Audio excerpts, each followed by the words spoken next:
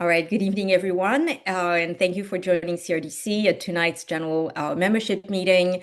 As you know, the primary election is upon us, and this meeting is an opportunity for us to come together as a club and to talk about the mayoral election and the mayoral candidates and how we individually and hopefully collectively are evaluating the candidates and planning to rank them.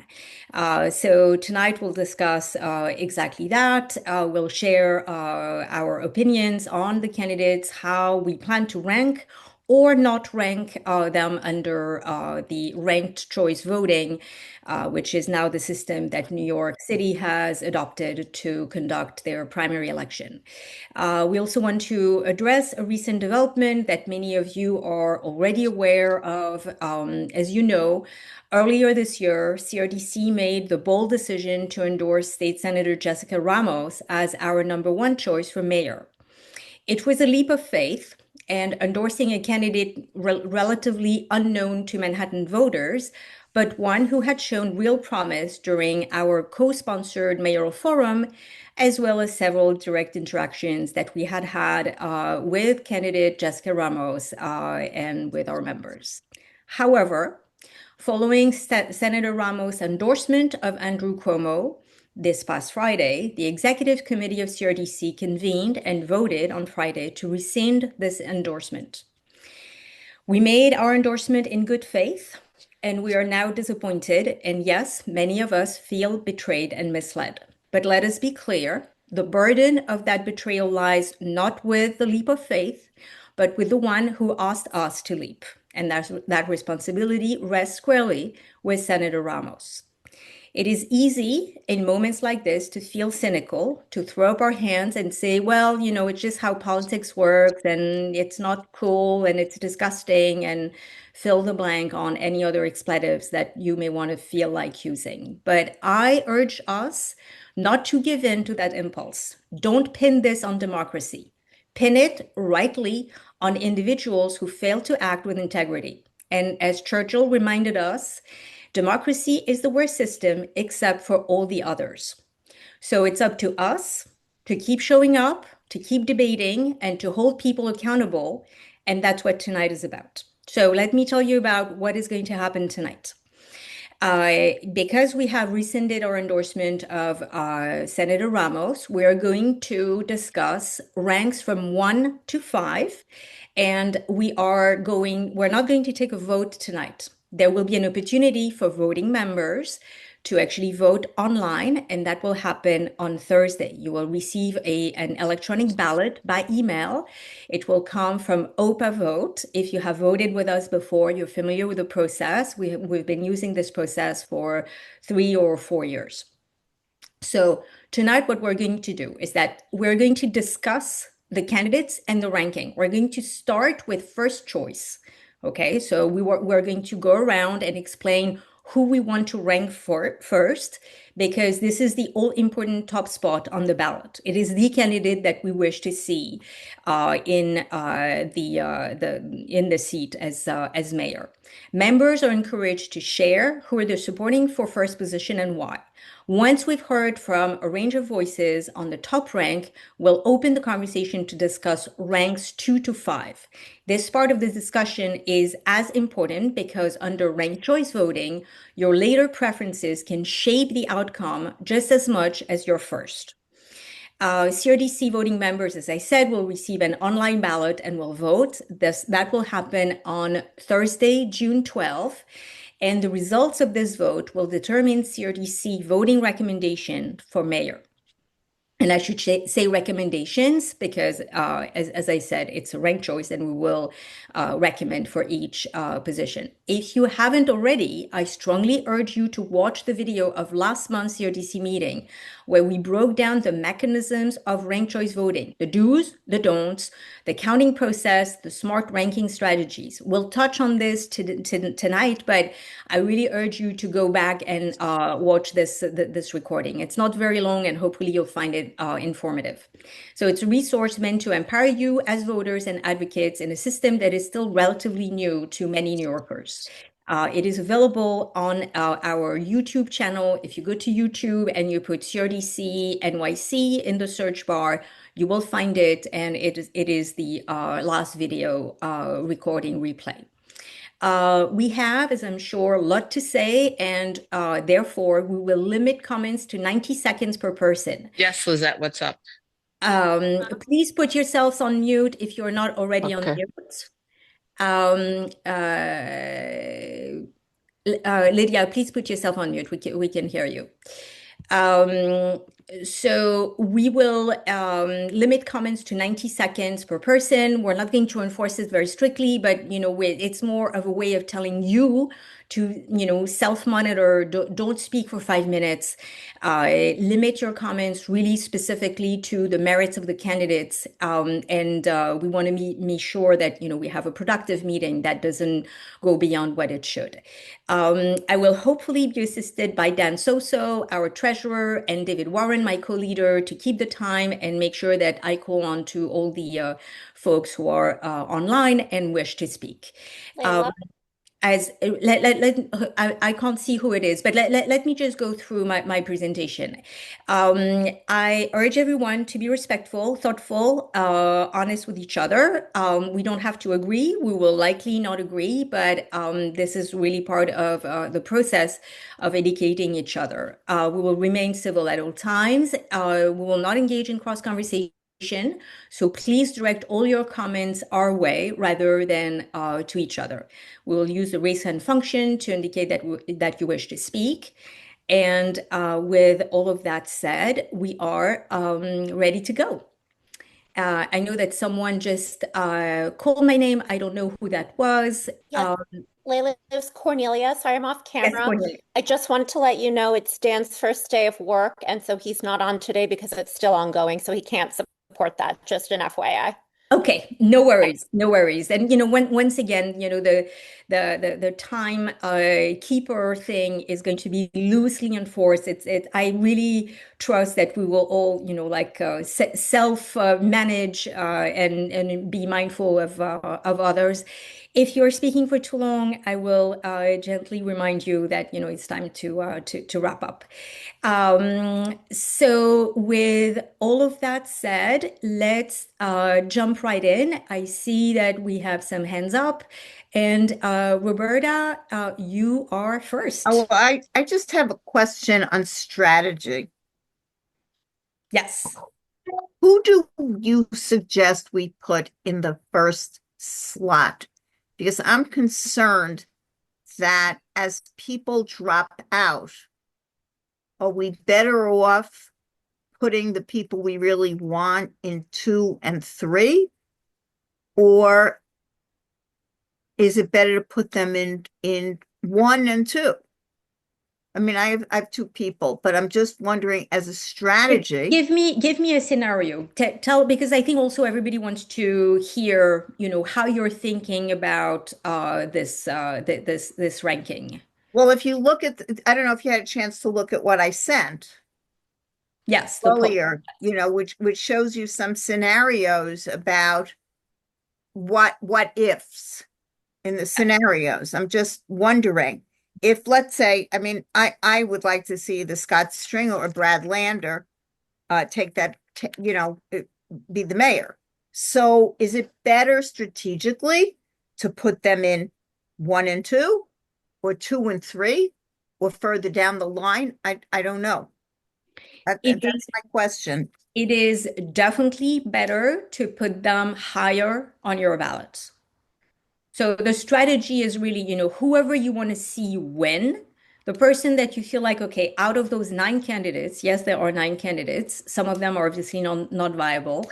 Um, Whoever you see in that list and you feel this is the person I think is going to do the best job out of all the lineup, you want to rank them number one, which is what we're going to do in the first round of comments is really focus on that, which is basically to say, who do we really want for the gig? Who do we really want as the mayor? Who do we want to give the keys to? So, and that's why I wanted to structure the conversation starting with the top position and then discussing who else we feel we should or could rank, who we feel would be strategically beneficial. Does it make sense? Yeah, I had another question. If you don't, can I ask you another question? Go ahead. In the 2021, after the first round, they took out more than one person. Do you think that's the way it's going to be this go round? Because I looked, I sent that to you as well, Yes. 2021. Yeah. So if you recall in 2021, I didn't do the count, but there were even more candidates running than there are this year. So as a result, you had absolutely non-viable candidates who scored in extremely low, and as a result, they were eliminated very quickly.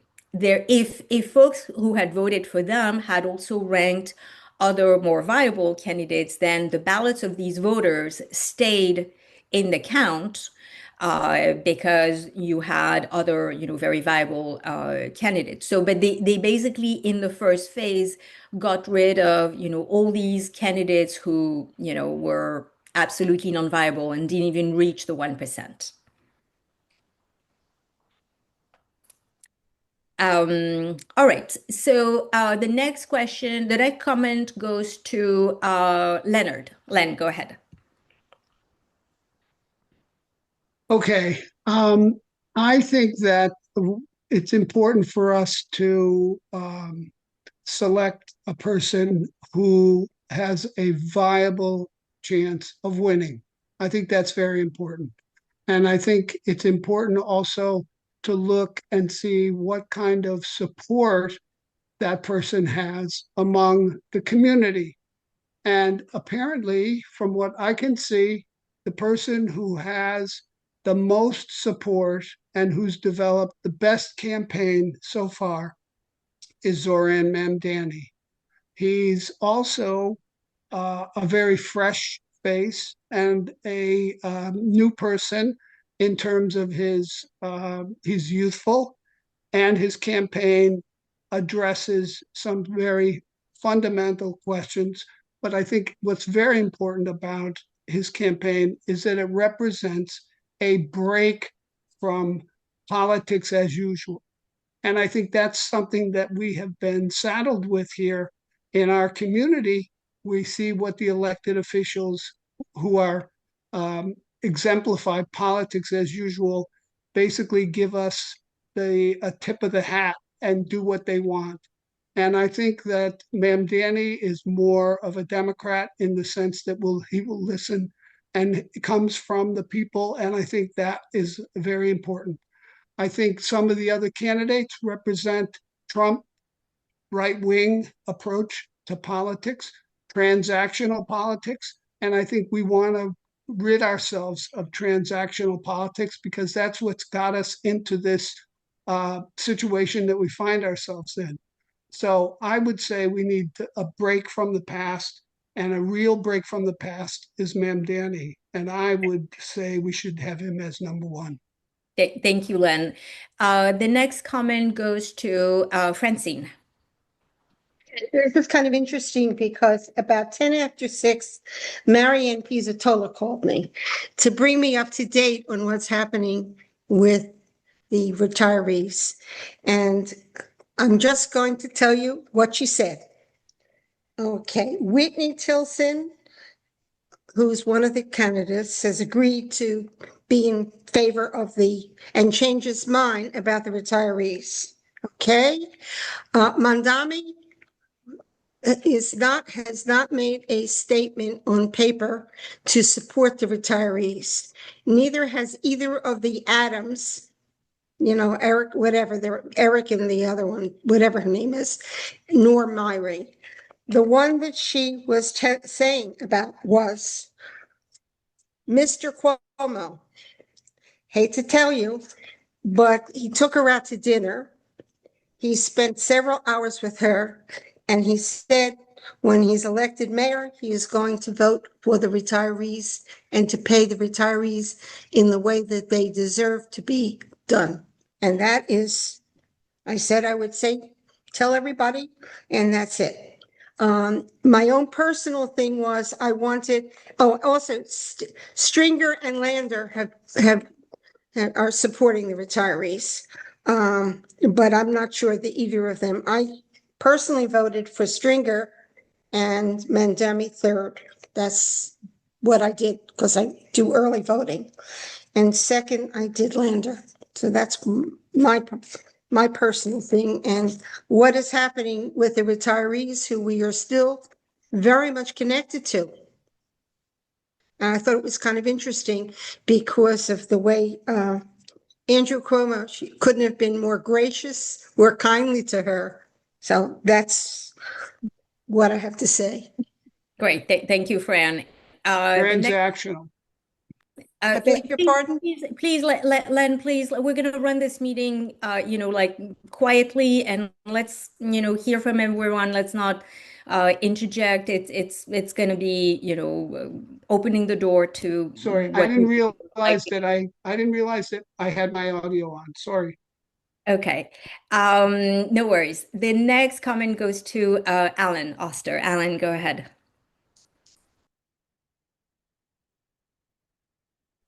Thank you very much.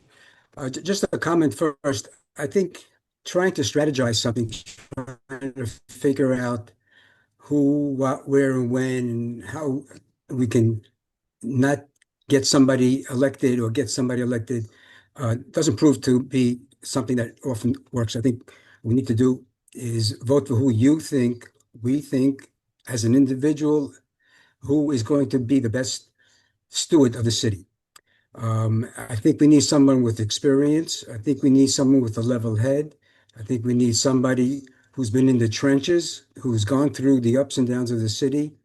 Um, I don't think that the second polling person, Mamdani, has those capabilities. Um, I think that over the course of his short time in Albany, he's proven to be quite a lackluster producer of any sort of meaningful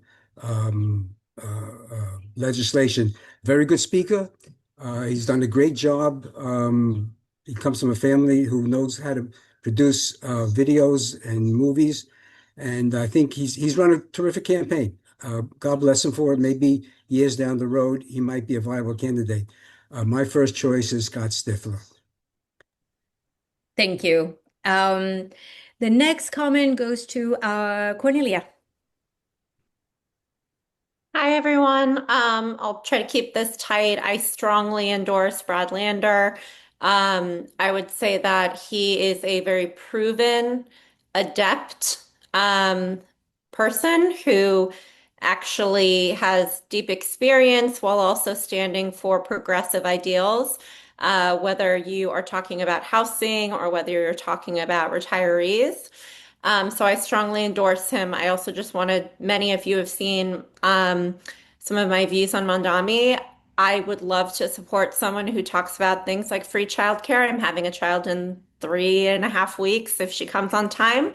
The flimsiness and lack of structured thinking, detailing, etc., makes me so upset, and I feel like I'm being sold a bag of beans. And I, again, am very excited by politicians who have served and have done some substantial things, including Brad Lander for my number one choice as a slot. Great. And Scott Stringer, but I don't think we're going through everything. So that's my statement. Thank you. Thank you. Thank Cornelia. The next comment goes to Eric Lurio. Eric, go ahead. That I'll be timing. Do you want to say that I'll be timing just to show them the timer that the time's up? We're gonna try to, like self-manage. I think right now we are pretty much at the 90 seconds, 120, which I think is a good flow. If anyone is if we see that we're struggling with too long statements, we will definitely go to that. But thank you so much, Megan, for offering. Eric, go ahead. Hi there. Can you hear me? Yes, we can. magnificent. I think that everyone should vote at number one for the person you would vote if there were no ranked choice voting at all. Not doing anything specifically strategic. That goes for numbers 2 and 3 and 4. Number 5, what I'm doing is voting for Paperboy Prince because he's a friend of mine. I don't think he has a chance. I think he would make a lousy mayor, but he deserves number 5. What I'm doing for number 1 is Scott Stringer, who has a sterling record, pretty much. Then Brad Lander, who has a sterling record, pretty much.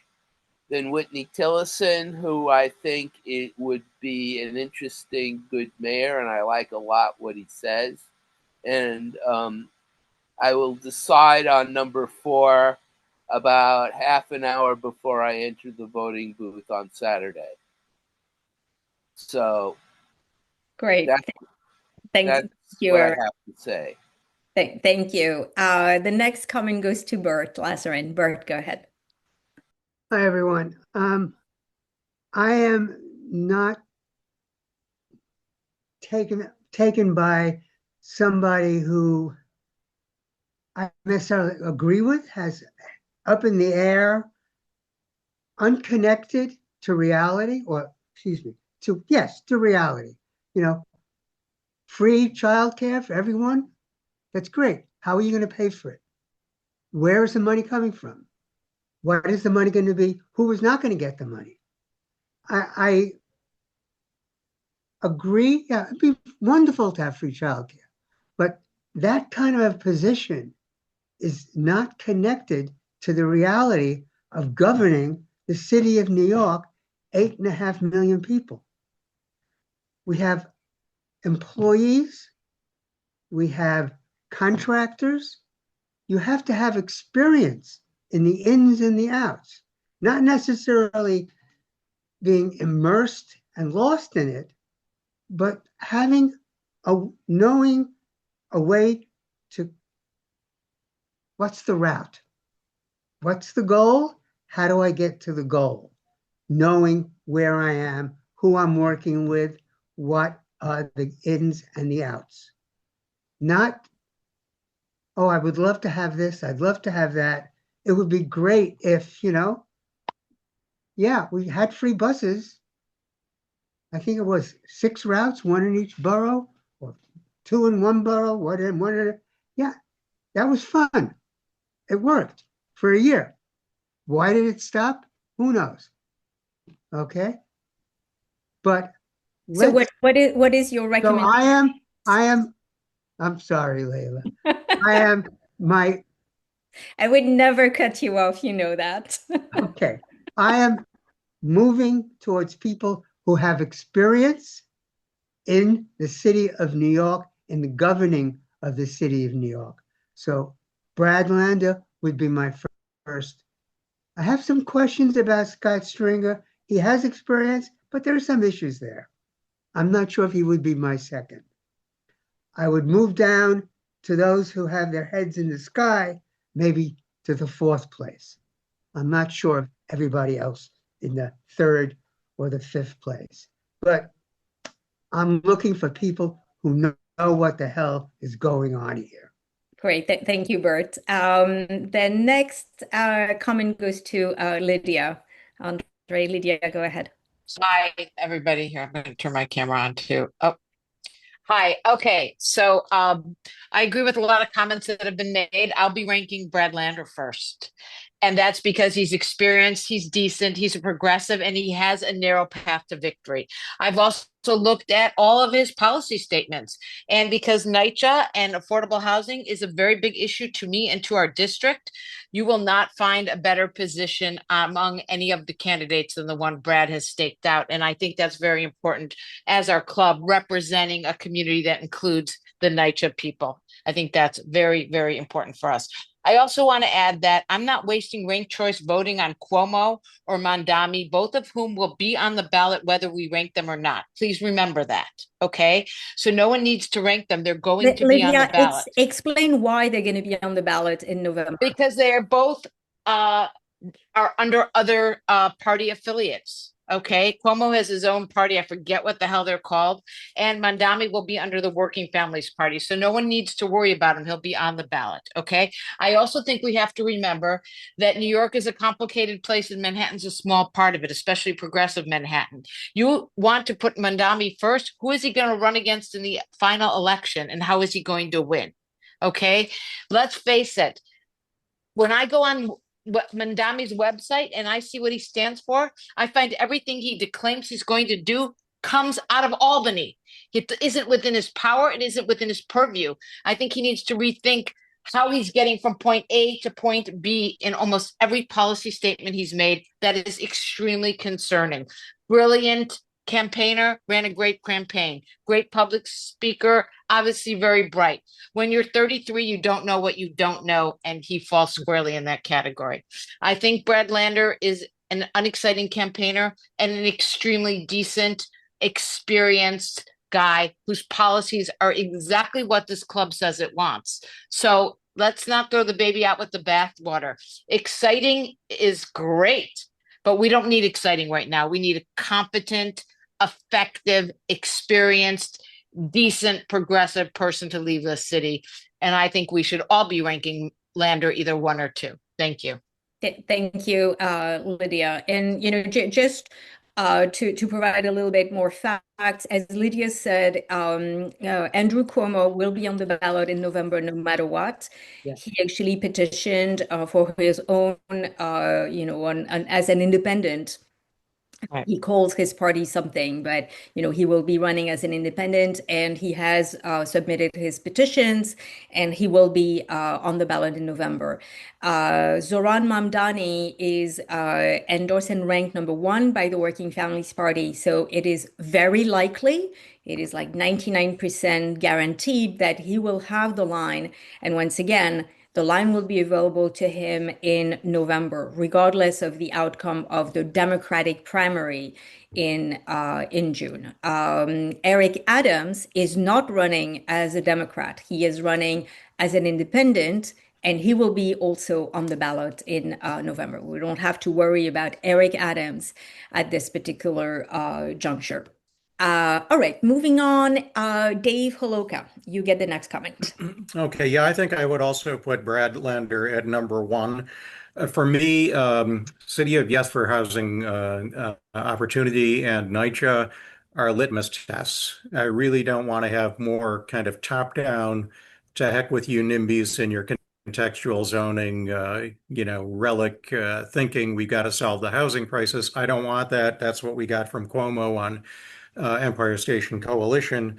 And Brad Lander had, I think, a pretty well thought out statement on NYCHA.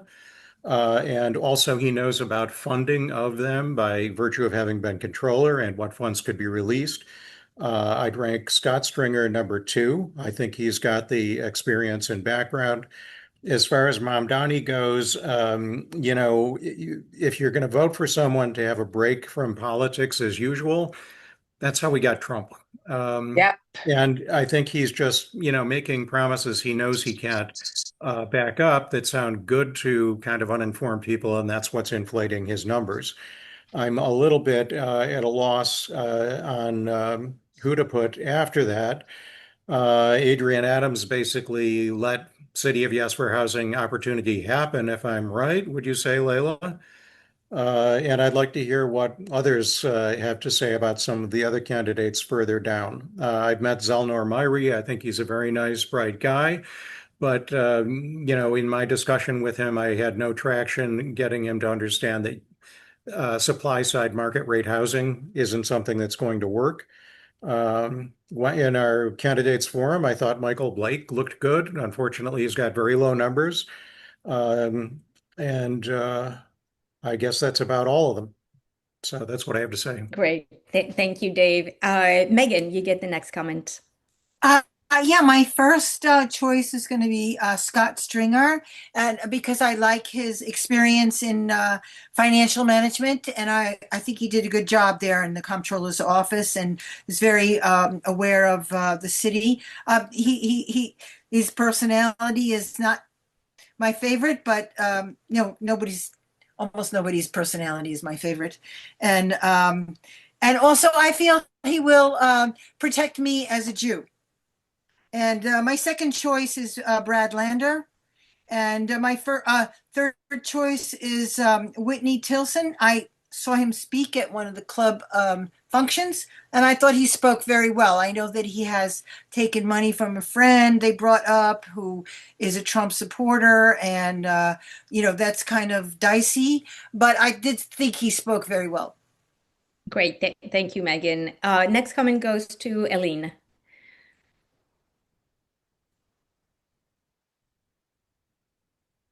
Oh, you're on mute, Eileen.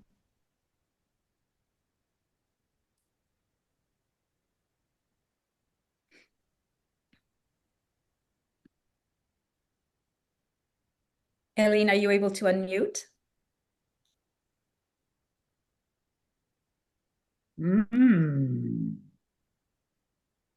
Maybe Eileen, we can see you. We cannot hear you. Okay, can you hear me now? We can.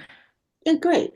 So I wanted to just reinforce, ditto everything Lydia said um, about Brad Lander, particularly because of his experience in governance in the city. And for me, my primary concerns and issues are the New York City retirees, which he has consistently assured us will be an important topic for him, and he will protect the 300,000 plus retirees from getting their Medicare removed. So, for that reason, I would rank him number one. And for similar reasons, Scott Stringer number two. After that, I'm really not sure. Zoran, as you said, will be on the ballot anyway, but I wouldn't include him because of his lack of experience. Okay, that's it. Great. Thank you, Eileen. Um, all right. Any other folks who wish to speak who have not yet spoken?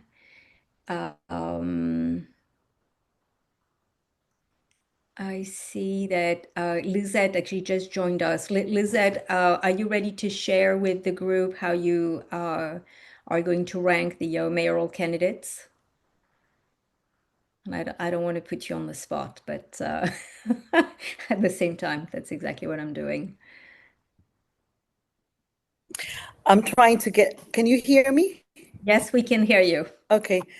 I'm sorry that I missed the discussion. I have been having troubles logging in.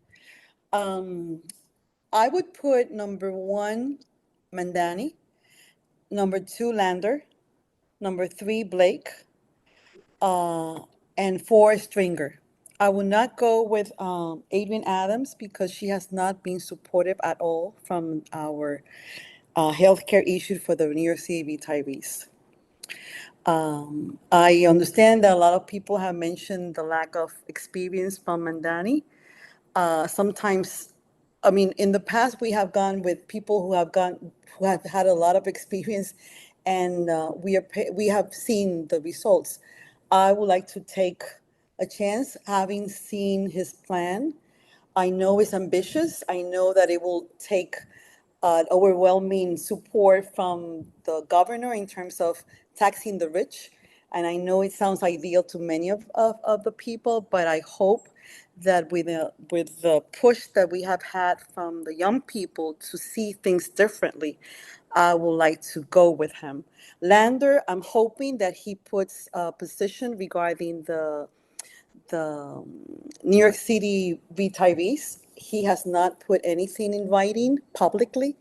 So I know that he has been very supportive verbally, but I would like to see him putting something in writing At least in his website, there was nothing. So those. Elizabeth, on that, just a question. I was under the impression that he actually refused to certify the contract and as controller, because he's the one who basically signs the contracts and the checks in the procurement process, and that in and of itself was actually a step that got in the way of having this policy moving forward. Is that not correct? It is correct, but at this point, we need people to put things in writing in order for us to give them the vote. So I'm hoping, I think that he's a very good candidate, and I'm hoping that between now and June the 14th, he comes forward and he puts it in writing publicly Okay. so that we can count on the retirees for Okay.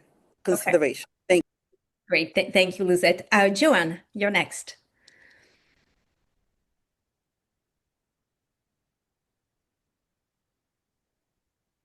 Hi, good evening.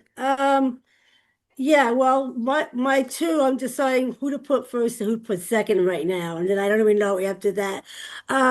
Scott Stringer has always been my guy. I worked on his campaign last time around. I know Scott. Scott knows me. Nothing to do with it. I don't know Lander very well.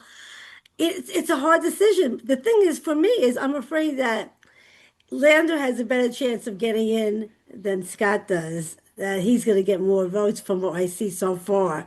I do like it though that Lander has the police commissioner who wants to keep Jessica Tisch, and Scott's not saying if he will or not. I don't believe, and that makes me want to vote for Lander more because I really would like to keep her. And I don't know if Scott will keep her. Scott also sent his kids to local PS 33. I like that about him. I think that Scott's earned the position. He's been around for so long, native New Yorker and all that. But I think I'm probably going to end up with Lander because I think he has a better shot at it, and Scott is number two. That's what I'm thinking. Great. Thank you, Joanne. Um, all right, so I'm going to jump in and share with you. I'm going to get out of my moderator role and just as a simple member of CRDC and your hopefully esteemed district leader, and I'm going to tell you how I'm looking at this decision, what I'm taking into account, and who I am going to rank. So the way I look at it is really a mix of, I actually wrote a little post over the weekend about how I pick a candidate and, my recommendation, just weigh them like you would choose a cantaloupe at the supermarket. Look at the texture, look at what's inside. Are they just shiny on the outside? Do they have substance? Do they look rotten? And I try to look at all of that. The one thing I don't look at is the way they look, and it carries a lot of weight. I see it. Lots of people are like, I don't know, he doesn't look so good, he's not a good speaker. It's like, okay, I don't hold it against them that they may not be a good speaker, that they may not have a lot of charisma. I don't worry about what they eat for breakfast. All this fluff stuff is a distraction. Don't get, hung up on that kind of stuff. I really try to look at the substance, have they shown integrity? Have they shown good leadership skills? I also look at how they treat their colleagues.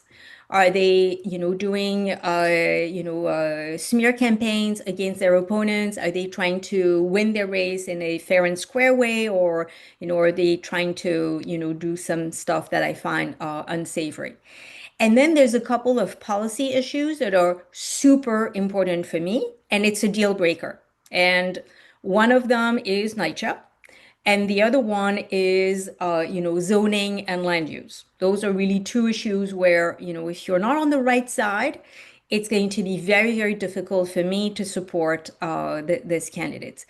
And, with all of that put together, I come to the conclusion that the best candidate, the one I really want to see, and as Eric said, number one is really who you would vote for if it was not ranked choice. The one I really want to see as our mayor is Brad Lander. I have found him to be a really good controller. He is incredibly smart. He is really good at hiring good people and retaining good talent. His office works really well. I have had encounters with his staffers. They're good quality, smart people that really, do the work. I like where he is on policy on NYCHA. I like it very much, very, very much. I like what he has done on NYCHA and Gowanus. He was creative. He found a way to fix the buildings. The buildings did not convert to Section 8. They stayed with Section 9. I like that he was able to think creatively. Is he inspiring? Is he the most charismatic? I will concede that he's not, but once again, I don't think we should rank a candidate based on that. As we're talking about the top choice, I'm going to tell you why I'm not ranking other candidates first. I am not ranking Mamdani as my top choice. Not because he's young. I think that you can be young and be absolutely ready to do the work. But I think that he's young and he's not ready. And it has nothing to do with his age. He is very charismatic, he's very good looking, and he's running a super good campaign. Good for him.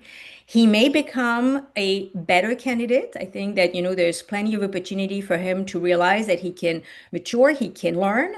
But right now, on his policies, on his recommendations, and on his record, he does have a record. He's been in Albany for 4 years now. I don't see anything that has caught my attention where it was like, well, that was really well done.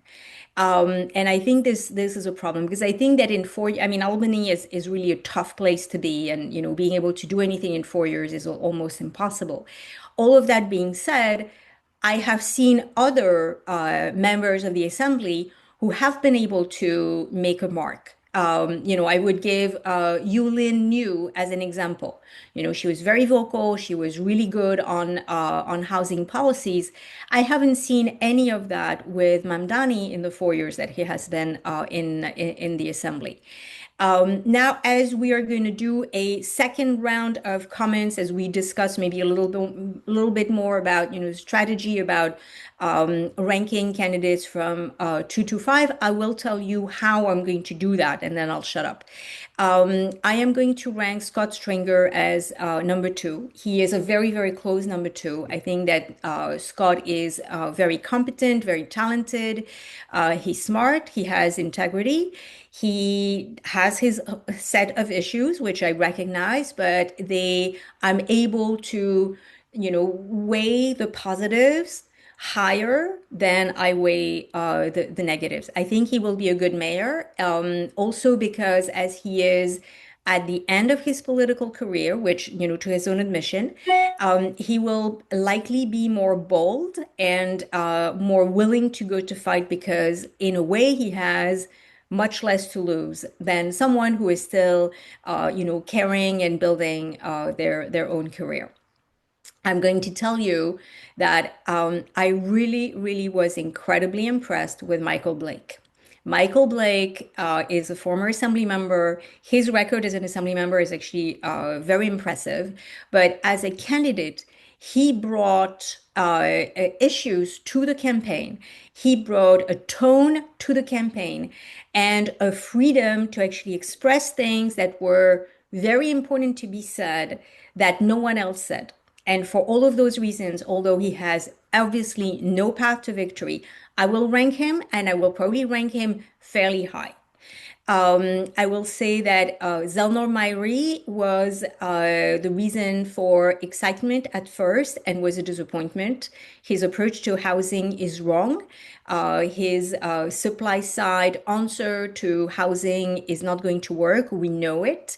And I was disappointed that he became so dogmatic. I have been told that he was approached by lobbying organizations. I do not know if it's true or not, but for that reason, I will not rank him high. He will probably be on my ballot, but probably in number 5. I have grave reservations about Adrienne Adams for 2 reasons. The first one is because of the retirees bill. Not only is she not supporting the bill, but she has also consistently refused to bring the bill to a hearing and let alone to a vote.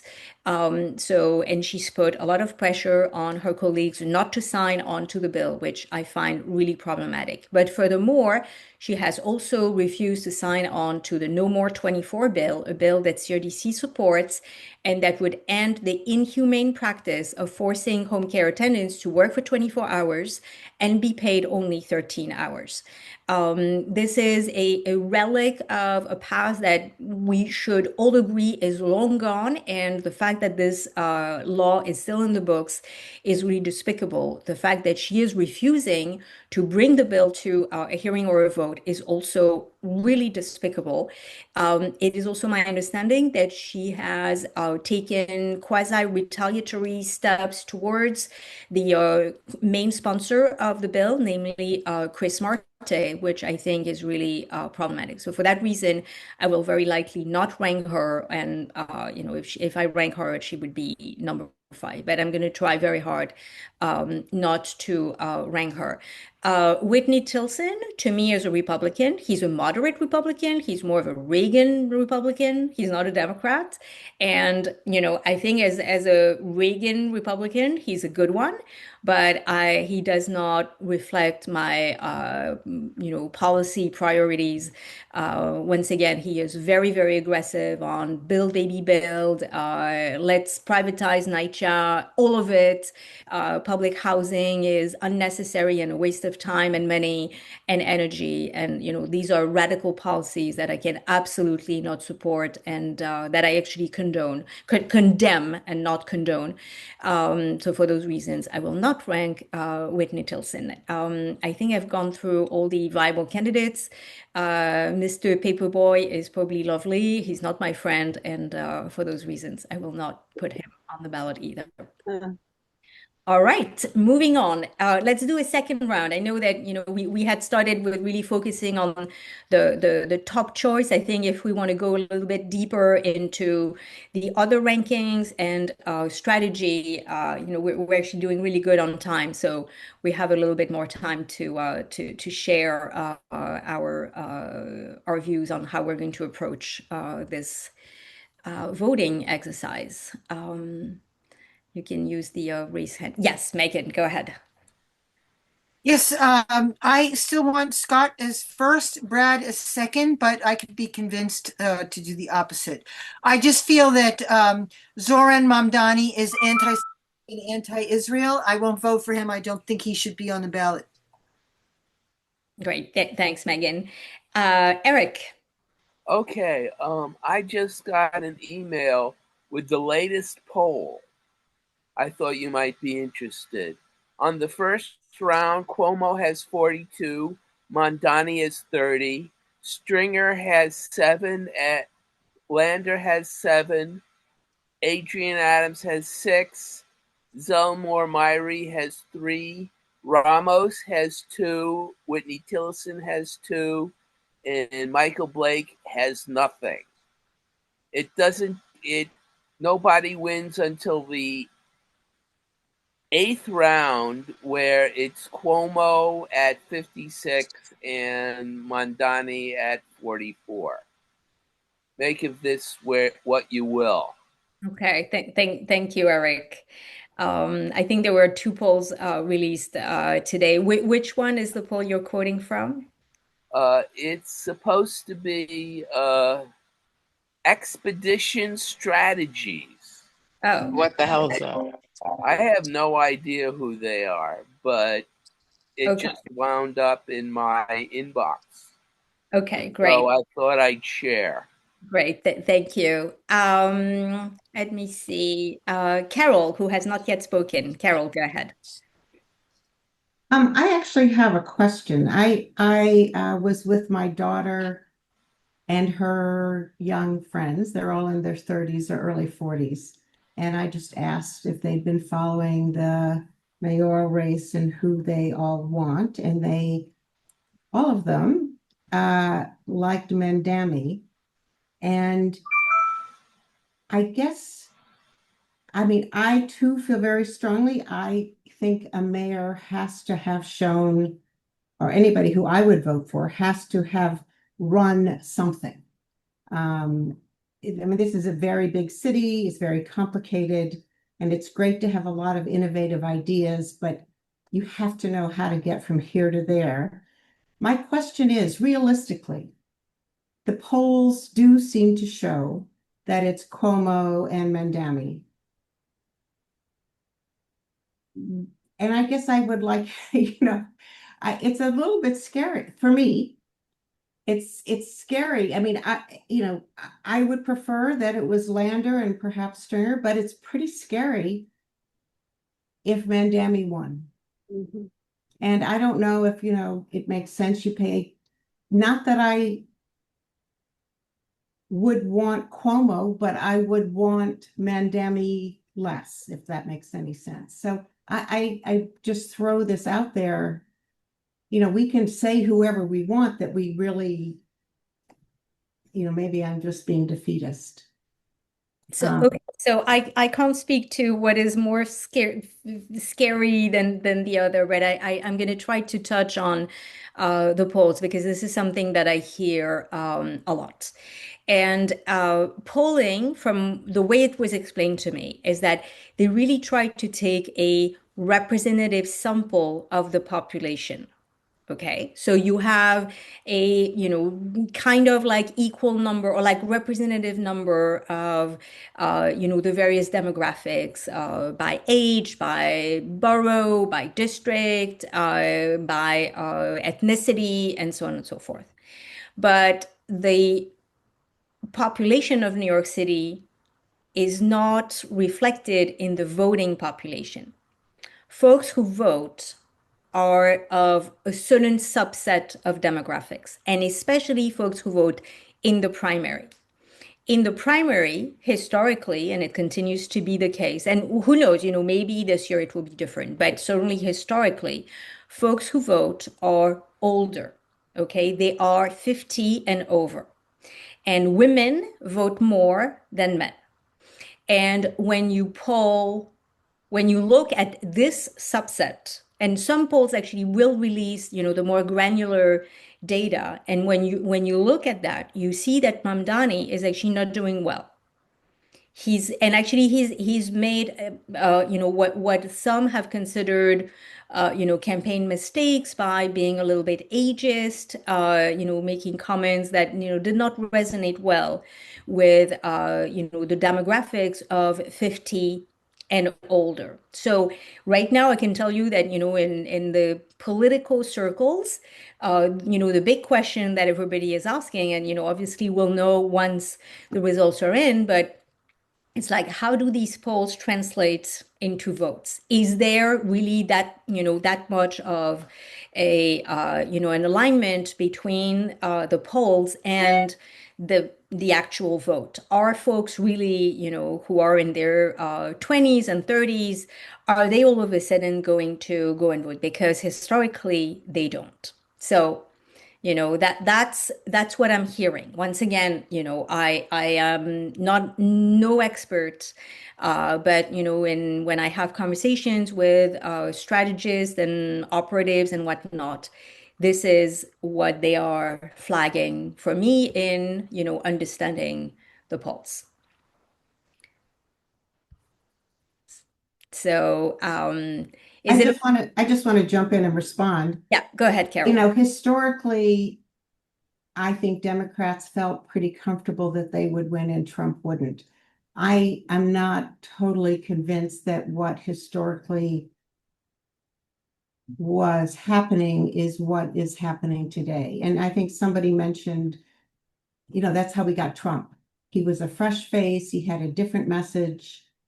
People were unhappy with the situation, and here somebody came in and said something different. I mean, I would like to believe that, I don't believe, I'm not sure I believe anymore what historically was true will go forward.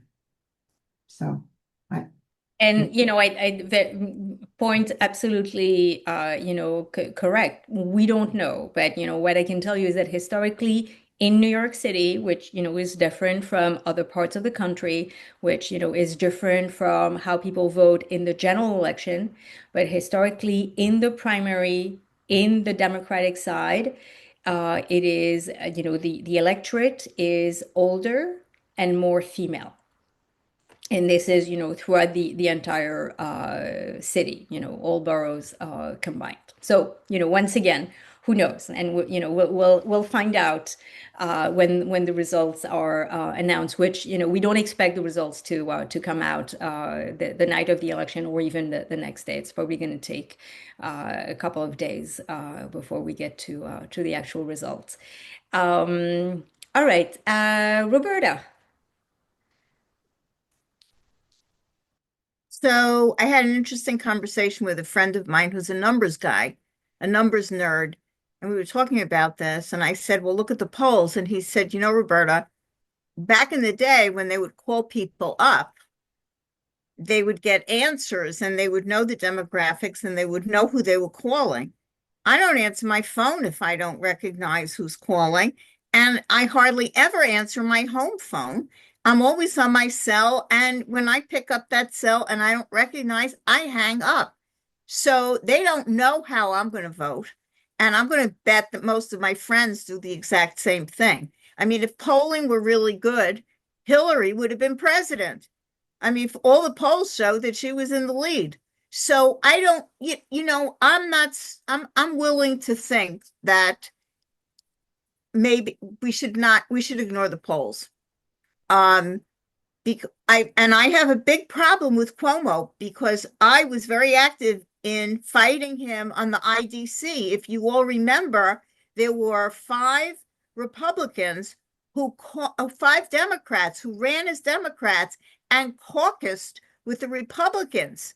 And he played that game to a fairly well. I mean, we finally got rid of them, but that game was a really nasty game. So I really do not want him as our mayor. I think we will be in deep shit.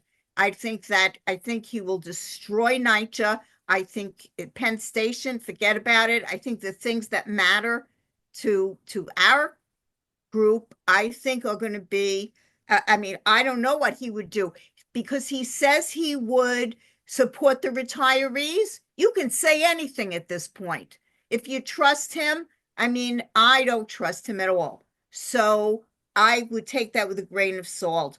I think what I'm going to do is I'm going to vote my conscience. I'm voting for the people who I think are going to be the best mayors. I think that's Brad Lander, number one, Scott Stringer, number two, and probably Michael Blake, number three. And my question is there any downside leaving 4 and 5 empty? Or should Yeah, we? there is. Okay, so we should do a 4 and 5, right? Absolutely. If you don't fill the entire card, you're basically helping the top polling candidate, i.e. Cuomo. So So there is then, a huge incentive to actually fill the 5 slots. But once again, you don't have to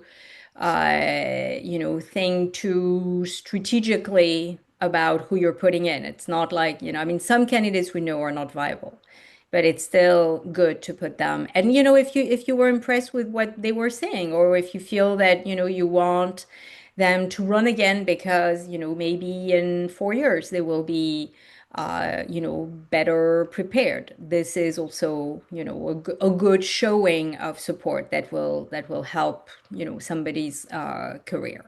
but two things about Myrie. One of them was when I sat in the living room with Karen Smith, he came in to talk to us and said, I will take 3 questions. I thought, dude, you're there to talk to us. What do you mean you're going to take 3 questions? And then he went on to talk uh, about housing, like Reagan, trickled down housing. Like if you put up more $6 million apartments, it's going to help people who are making $60,000 a year, which says to me he doesn't understand economics. Yeah. So he went off my slate. Now, Mandami, I mean, the guy is charming, and I think he has his heart is in the right place. Um, at least he didn't tell us one thing and then just turn around and stab us in the back. So I got to give him credit for that. So he may be my number 4. And then I don't know, Paperboy looks like he's running a close. He's going to be number 5. All right, moving on. Len. Well, I am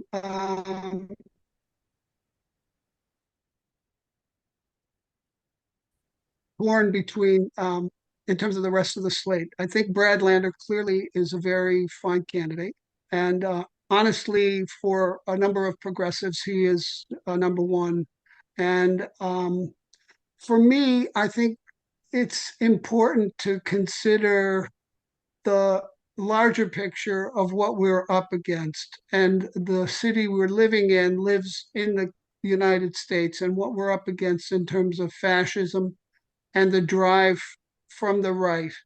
And I think that's an important consideration, because I think that we are going to have to confront a lot of issues. And I think we want people on our side,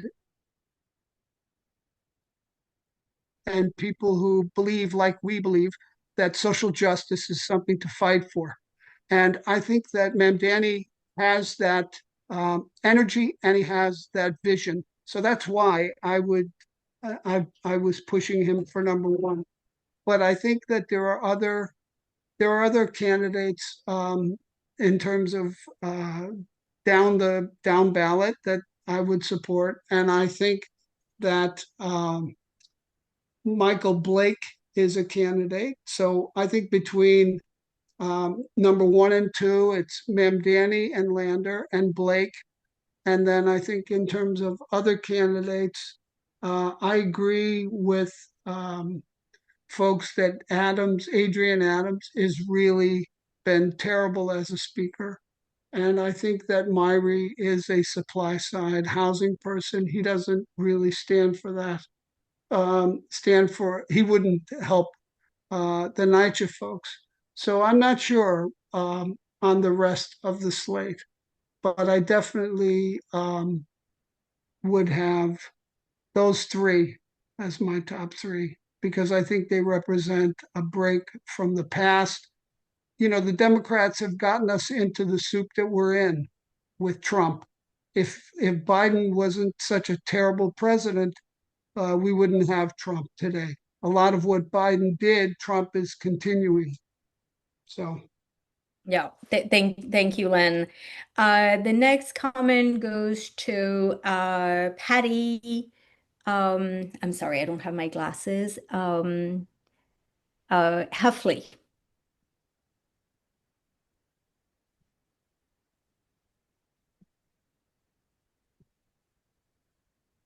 He's unmuted. Patty, you can unmute yourself. Yes, sorry. Like I said, I can't remember if I'm a member or if I registered or not, but I've been to some meetings and I don't know if I can speak or not. You can speak. The meeting is public and we welcome comments from all. And we can check whether you have voting rights or not, and if you are a voting member. But you are absolutely permitted to speak. Go ahead. Okay, thank you. Strategically speaking, Cuomo is the worst idea in the world. Absolutely. And to not consider whatever the polling is, that Zoran is up there. If you just put everybody that's 5%, they're all going to go. We're going to have Cuomo. We will have Cuomo unless there is a strategic attack against him, which is like not ranking him. But then, and also someone said, well, he's on the Working Families Party anyway. But this is all going to split votes to several candidates, and then we're going to end up with Cuomo. So my feeling is that strategically, then it seems like, and I do like Brad Lander a lot. I always liked Scott Stringer, so those people are definitely in my picture here. But to ignore somebody that has and the most chance at the moment and just not putting him down is going to give us Cuomo, period. And so this is really I think, important tactical mistake, unless you really just like him, you know. And like, wait a minute, let's look at Alexandria Ocasio-Cortez and the energy she has brought to the Democrat Party with her beliefs and the things that go on. And I think that we should definitely consider the young person who seems sincere.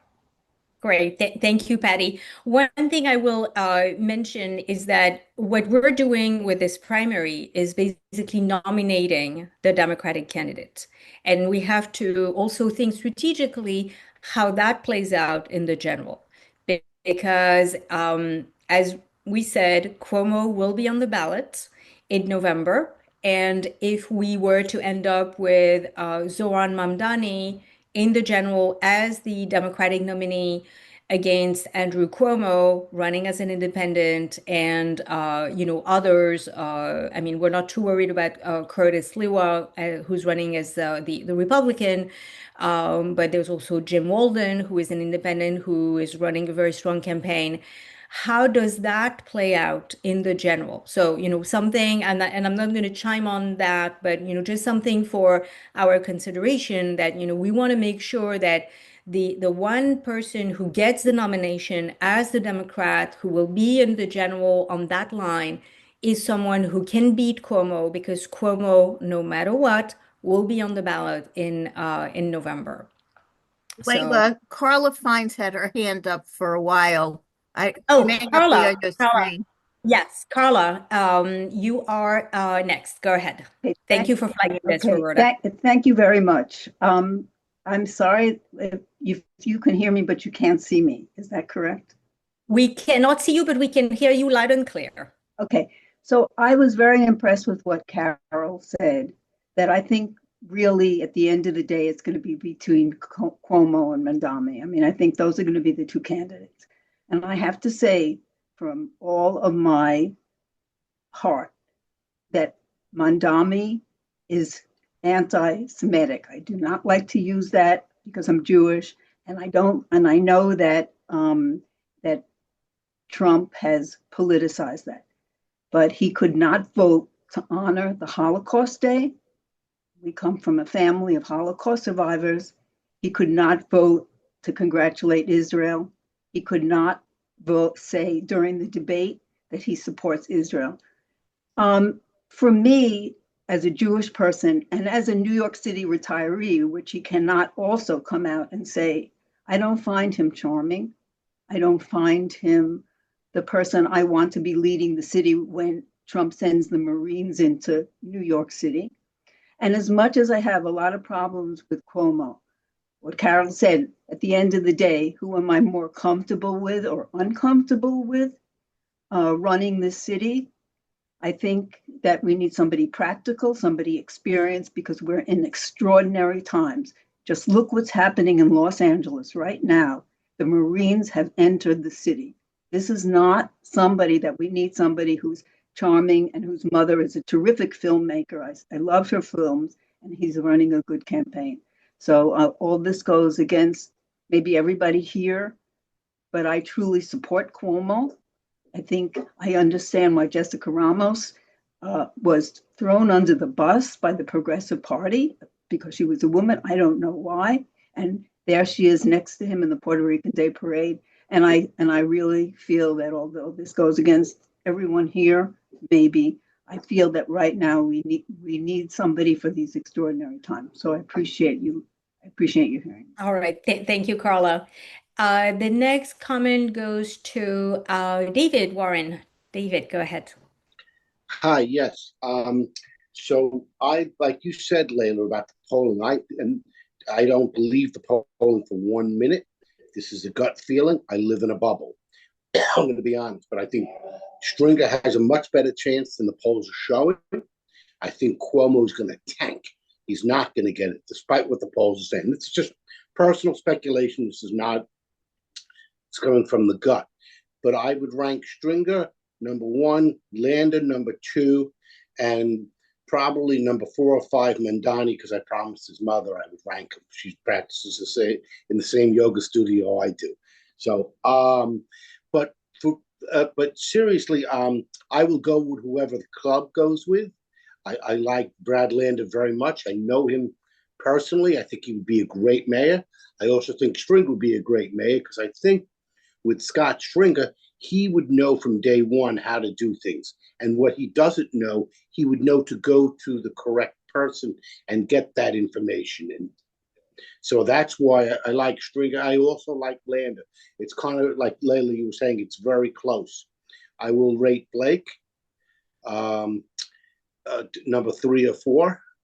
And I certainly will not vote for Adrian Adams or Andrew Cuomo. Great. So, Thank and you. thank you. Thanks. The next comment goes to Lisette. Yes, I go back to what Carol was saying. Um, I'm debating the same way, Carol, and like I'm glad that you had that discussion with your daughters. And I'm also going back to Patty Heffy, and I hope that you are a member. And if not, please join us because we love your voice. Why I go back to Patty? Because I think that at the end of the day, everybody here in this forum, I'm sure that they want to beat Cuomo, except Carla that just mentioned that.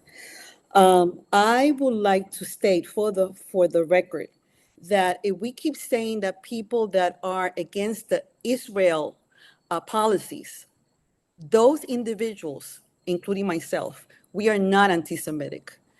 So I think that that is a problem that we have, that we cannot label people because they are against the policies of a country that is really going the wrong way. And he, at no point, the only article that I have read about it is in the New York Post. And of course, they will say that. So please, let's stop that narrative because it's not true. And let's focus in New York. And I think that if we don't want Cuomo, and there's no way that we should even think that he will be a better choice than any of the people in the list, I think that we will do a disservice to the Democratic Party and we're going down the hill because we keep doing the same thing. We keep giving chances to people. We recycle them. And I think that it's time to stop that narrative. And I think it's time to look at the polls. And even if we say, well, it's not true, I think that we have to pay attention to that and pay attention also to the young people that we have been asking them to be involved. And now all of a sudden, well, they don't know enough. And we should go with our guts. No, I think that we should see the whole picture. And I hope that we either rank Mandani as second or third or whatever you want, but put them in the 5 because we need him to get out the possibility of Cuomo being our mayor.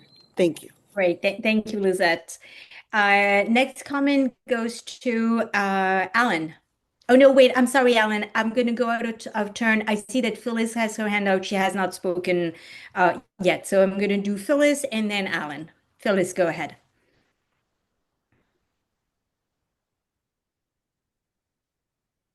Phyllis, you're muted.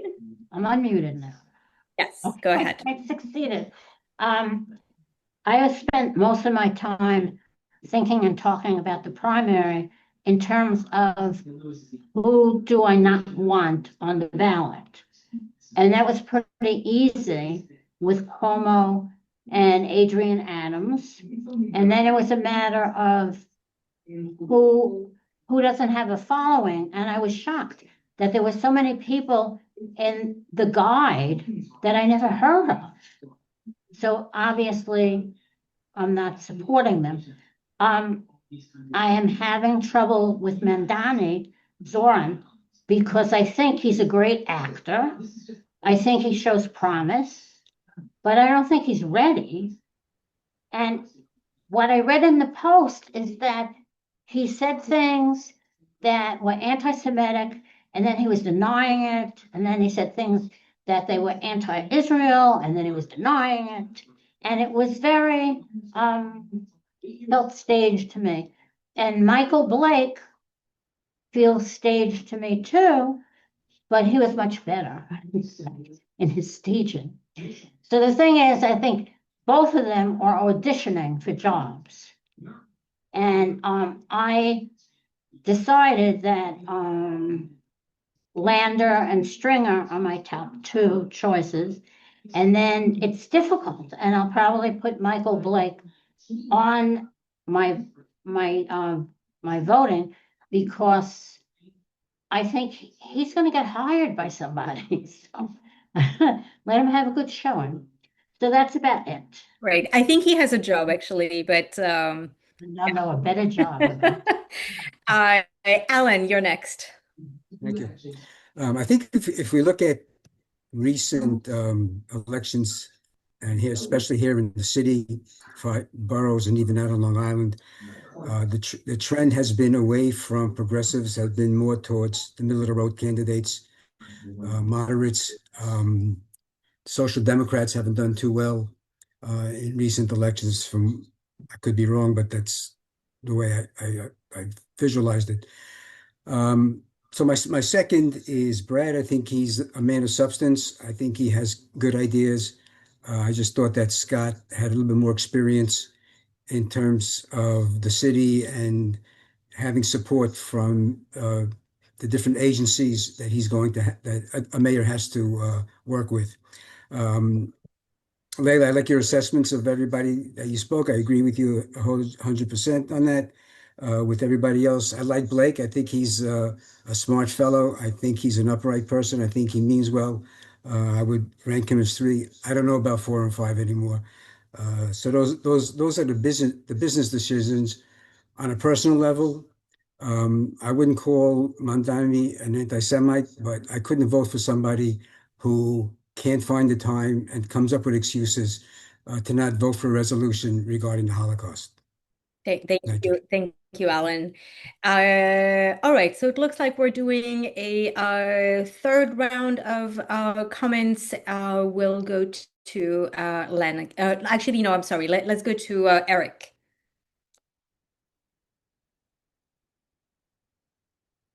Eric, you're next. Can you hear me? Yes, we can. Good. I was at a farmer's market on 97th Street because they have good food there. But one of the people they had a person handing out palm cards for Zoran Mandani. And the palm card they were giving out was openly anti-Semitic. They were talking about, they mentioned a BDS thing, which would basically ban Jews, as one of his early achievements, which, by the way, was introduced and never got anywhere. So basically, Mandani is worse than Cuomo. And that's all I have to say on the matter. Right. Except that you. that Mandani has some guts because he appeared at a forum on Jewish issues at some synagogue on 88th Street. Okay, thank you. The next comment goes to Len.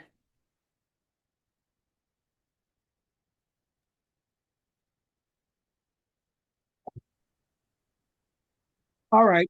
I think that we have to be sober about this, and we have to be able to separate criticism of a government from a religion, from Judaism versus Zionism.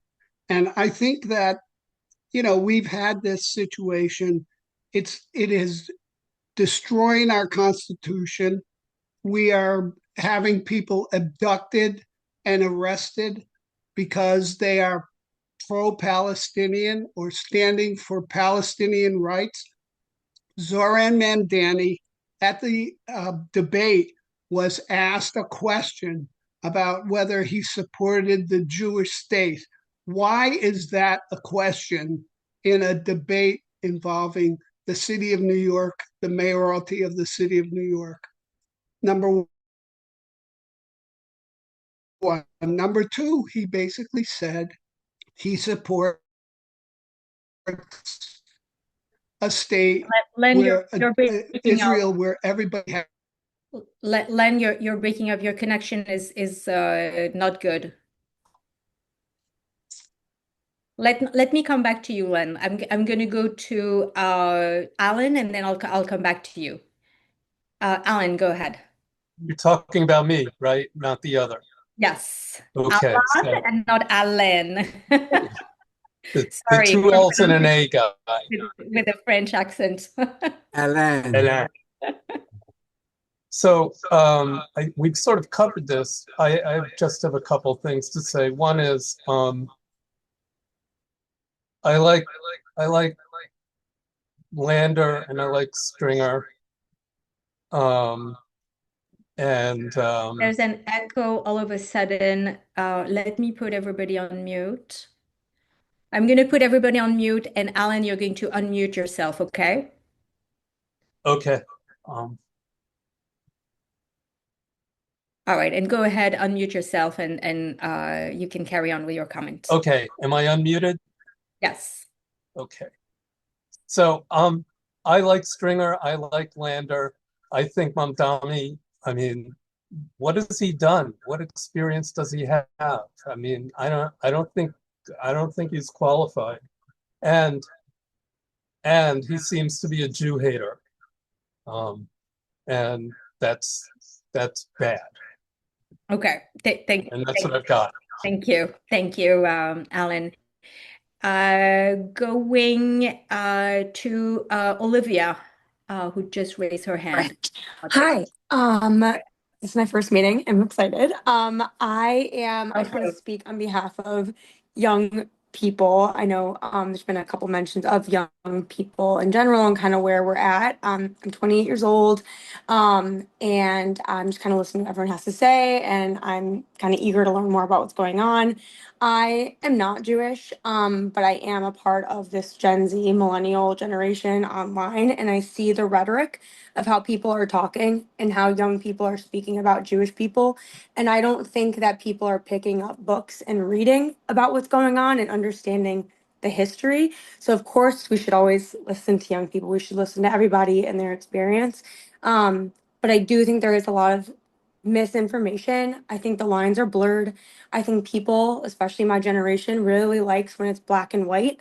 They really love an underdog. I think we're continuing to see this like increased polarization due to algorithms online.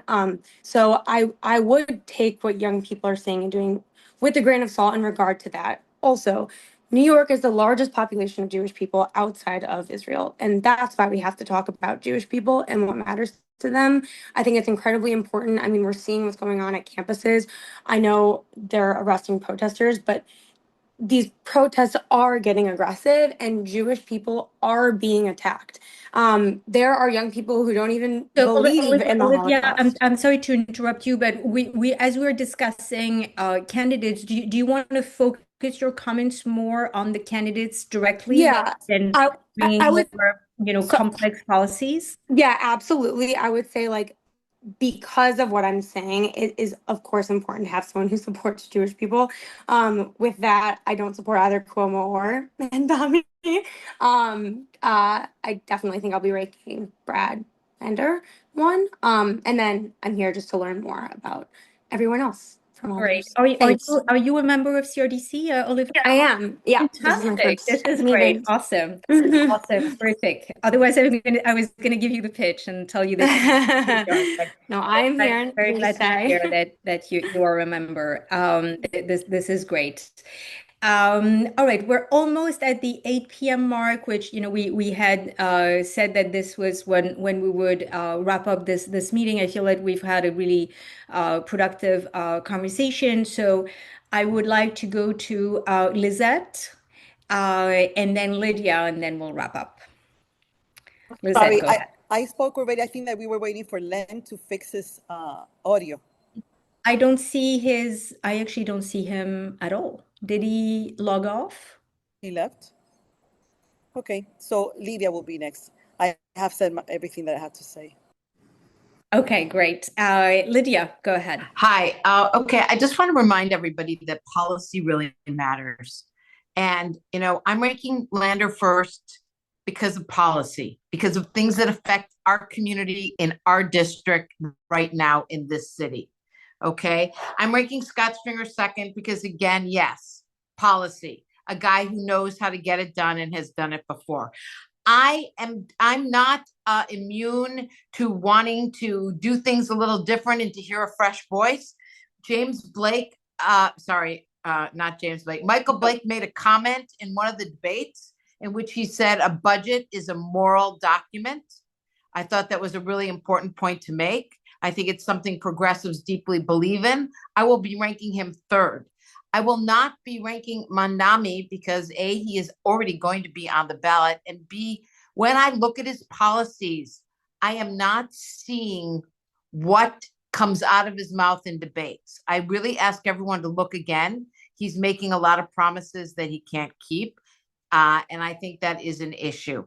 I don't know what I'm going to rank 4 and 5. I think Zelnor Miri, I don't like his policy on housing. I agree he's a supply sider and it's a challenge, but I'm going to probably put Zelnor Miri and Adams in 4 and 5 on some combination, hoping that we don't have to get there. I want to remind you that this race isn't over, that Brad Lander has a narrow path to victory.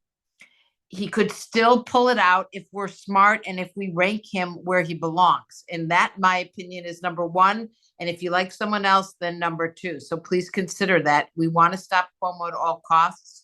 We don't want to go back to the past, especially not that past. All right. Thanks, everybody. Great. Thank you so much, Lydia.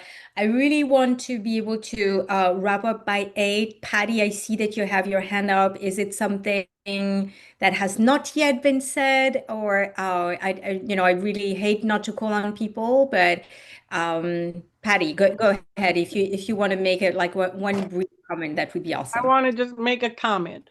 The statement of Zohran Mamdani is that he believes in a state of equal rights, just like we have in the United States. All people are equal. That's what he believes about the Middle East there, about the state of Israel and Palestine. So to call him anti-Semitic and all this stuff, it's All right. I think we're going to leave it there. I think everyone, I think we know where people stand, and I don't think we're going to convince anyone.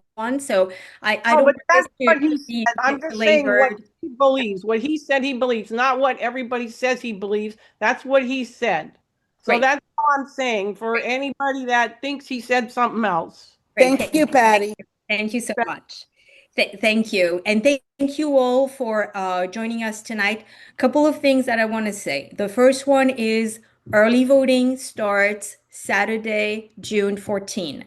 You can go to vote.nyc. The website is actually pretty well done and full of information.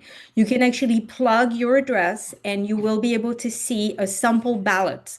You will be able actually to practice on how to rank your candidates. Strategically, it is really important that you fill your card. You can rank up to 5 candidates, especially if there is one particular candidate you do not want elected as the winner of this primary election. Consider ranking all 5 lines, and obviously not the candidate that you do not like, in order to actually block this candidate. Okay, this is really a strategic, important move, and something that needs to be emphasized and re-emphasized. Tell your friends and neighbors. I can't tell you enough and strongly enough how our own recommendations to our friends, families, neighbors carries weight. We trust each other, we listen to each other, which is why we had this meeting, and I'm really pleased about how we were able to express our opinions. And I actually learned a lot, and I'm really grateful for that. Election day is on the 24th. Okay. June 24th. Polls are open from 6 a.m. until 9 p.m. We, CRDC, need volunteers, not only for, to help, whatever mayoral candidate, in the end we decide to support, but also to help other candidates that we have already endorsed. For the record, restating that we are endorsing Justin Brennan for controller, Brad Holman Siegel for borough president, as well as other candidates. You can go on the website. All of those are listed. But those two candidates are the ones that we've been really actively campaigning for. They're terrific. They're great. And we really encourage you to rank them first. Consider also not ranking anybody else in these races. And I'm going to tell you why, although I was telling you that, for the mayoral, you should actually, rank all five. In these races, the race for controller and the race for borough president, you don't have five candidates. Even if you wanted to, you wouldn't be able to rank five candidates. In these races, because the reality is that it is actually a race between two front runners, you're much better off ranking only one so that you're not giving any weight to the other front runner. So that if you have one favorite, put him, forget about everybody else. All right. I know it's kind of confusing, but we're going to send a little memo about, how to do that. Once again, we need volunteers. Please come and help. It is actually super rewarding to be out in the street, handing out palm cards, meeting with voters, telling them about, why it is important to vote, for certain candidates that we support. We're going to be blasting like crazy. You're probably going to receive, daily emails from us, basically asking you to come and help and volunteer. We're going to canvass in the streets. We're going to do doors. We're going to do phone banking, and certainly we're going to do GOTV, get out the vote, as soon as the early voting begins, and we'll be, near polling sites, giving out literature about the candidates. So please, please, please, democracy is really a team sport. We need to do it all together. So I'm really urging you to carve out a little bit of time out of your busy schedule and come and help us. David Warren, my co-leader, will help with this volunteer effort. When he sends you a text, please answer and please say yes. We're a good bunch. We're a good group of people. We're kind. We'll train you if you have never done it. We all get along and we all have, good conversations. So don't be shy. Really hope to see you all. Layla, I'm sorry to interrupt. I have Yes, go ahead, Roberta. one more strategic question. Yes. I've always done early voting, but Yes. this time I really feel like I want to wait till election day because I don't know what's going to happen. This could be a volatile 2 weeks. And I just think I wondered what you thought about that. Yes. So in terms of the way the ballots are counted, it doesn't make a difference. They will be all counted at the same time. Voting by mail is different. They don't count mail-in voting unless there's a reason for that. So if you really want to make sure that your vote carries all the weight that it can, consider voting in person, either early or on election day. But that being said, I agree with you that we are in such a volatile dynamic in this campaign that who knows what may happen in the next 2 weeks. So it may be prudent to actually wait until election day, so long as you vote. I think that, that's obviously all that matters. So yeah, for sure, it's a it's a good idea generally to make sure that you have you vote as an informed voter through and through, and you don't go to the poll being like, oh my God, had I known, I would never have voted for that candidate. Layla, I did want to just say that where the early voting site is, in case anybody does want to early vote, which is at FIT. It depends where you live, Megan. Megan, it depends where you live. It's not at FIT for everybody. So I think, we are going to send an email where actually if you go to vote.nyc and you put your address, you will have all this information because it's for some folks it is at on 17th Street. Others vote at Hudson Yards.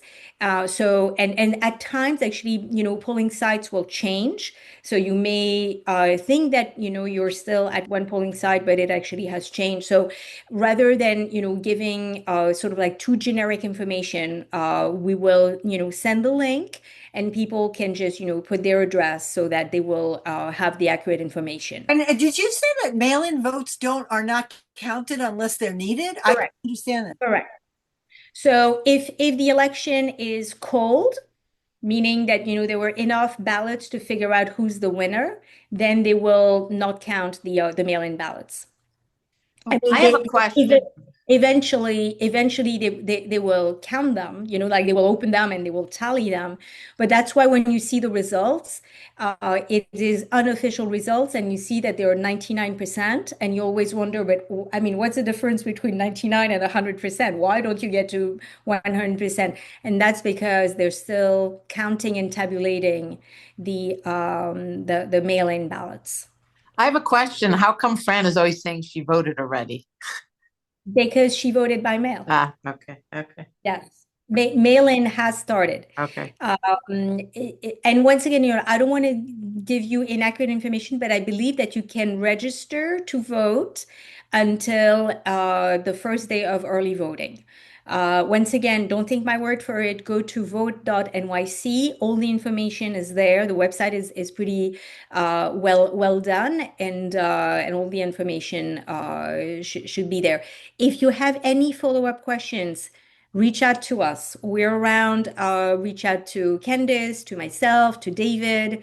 My email, for those of you who don't have it already, I think everybody has it, but in case you don't, it's laylademay@gmail.com. Layla Demay@gmail.com. Don't hesitate. I'm happy to, answer, and I'm also happy to hit you back with, hey, come and volunteer with us. So it goes both ways. All right, guys. It is 8:08. Thank you so much for a great discussion. If you are a voting member of CRDC, you will receive a online ballot on Thursday, and you will be able to rank the five candidates on your little online ballot, and this will become the official recommendation of CRDC. And remember, everybody, we officially wrote as a group that we do not support Andrew Cuomo. That's just something we should all remember, Yes, that's right. So CRDC took a position in a unanimous resolution and statement stating that we do not support Andrew Cuomo, and therefore neither he nor Jessica Ramos, who we rescinded our endorsements for, will be present on the ballot. So don't slide to the dark side, people. Stay with the light. Okay. All right. Now time to wrap up. Thank you, Layla, for that. Thank you. Thank you. And we'll go ahead. Thank you so much. Back to Candice. Oh, yes. Yes, Layla, thank you for the great discussion. Love that you made it in that hour time limit. Thank you very much for your time, everybody. And if you do go to the ballots, the poll, on election day, I might be your poll worker. So I'll see you there, guys. Yes. Everybody have a good night. Thank you so much. Thank you. Have a good night. Have a good night. Very good discussion. Thank you. Have a